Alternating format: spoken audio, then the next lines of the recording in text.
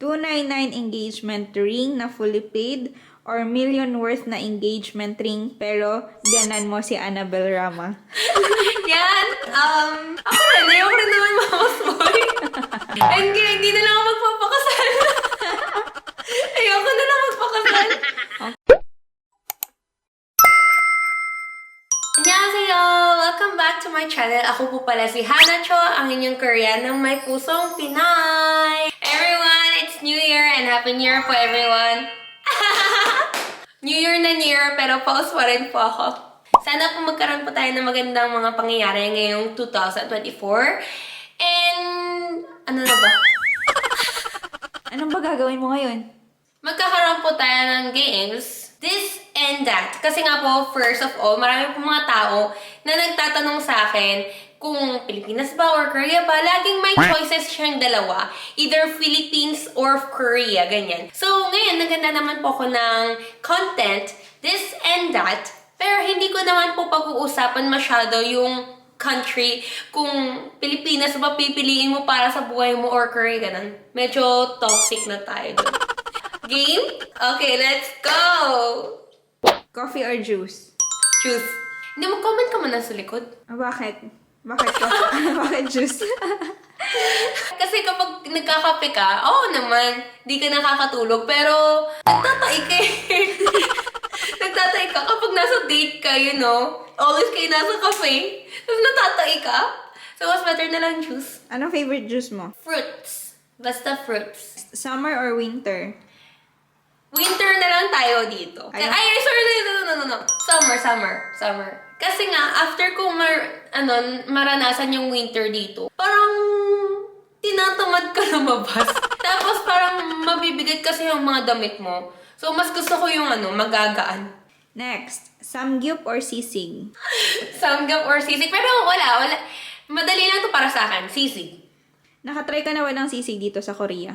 Oo! Maraming beses na kasi nga marami po kami mga Filipino community dito sa Korea. Tapos, nagbebenta rin po sila mga sisig ganyan. Minsan yung mga tito-tita nagdadala ng sisig, nagkukook sila para sa akin.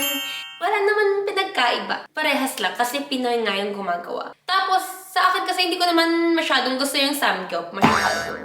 Marang mas bet ko talaga si sisig kasi may lasa siya eh. Yung samgyup kasi kailangan pa yung lagyan ng lasa. Ready mo?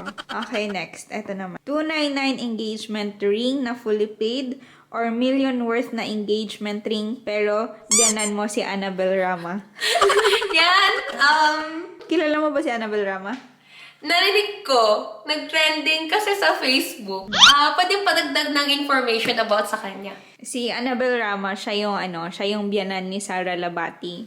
So, si Sara Labati, kakahiwalay niya lang sa husband niya. So, so yung issue ngayon is, yung asawa kasi ni Sara, mama's boy daw. Oh. Lagi nasunod sa mama. And then, So, meaning yan yung anak ni ni Annabel. Oh, Anak ni Annabel.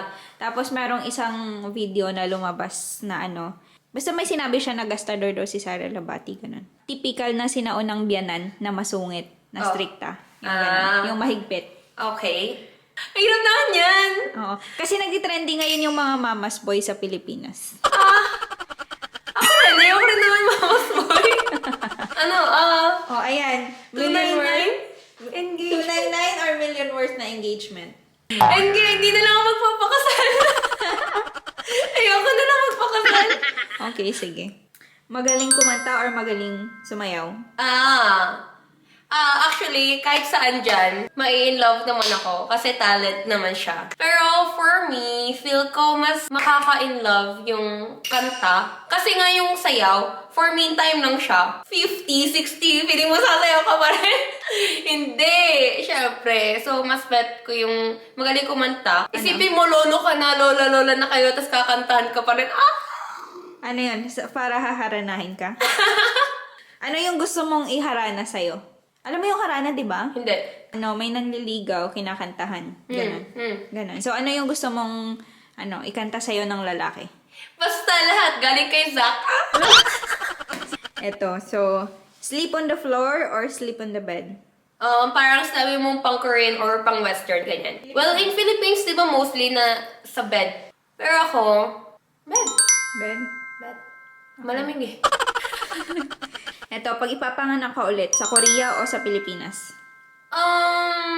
Baka sa Korea na lang. Bakit? Kasi, yun nga, mas marami pong makukuhang benefits pag nasa Korea ka.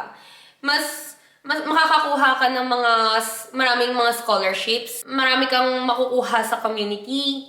Parang marami kang marami kang ganun pag Korean ka. Tsaka yung visa mo, hindi ka mahihirapan sa pagkukuha ng visa, right? Okay, last question. Eto ha, own opinion mo to. Sariling sikap o sugar daddy? Guys, pagod na ako eh. Pagod na rin ako eh. Pwede naman ba, di ba? So, yun na po. Thank you so much, guys. And sana na-enjoy nyo po yung panonood. Well, hindi po ako naglagay masyado about sa culture ng Korea and Philippines. Pero if meron po kayong gustong itanong sa akin, pwede naman po kayo mag-comment. And sa comment natin, makikita kung ano po yung pipiliin ko. So, don't forget to comment and mag-response naman po ako sa inyo. So, thank you so much again and 감사합니다, everyone! 사랑해요!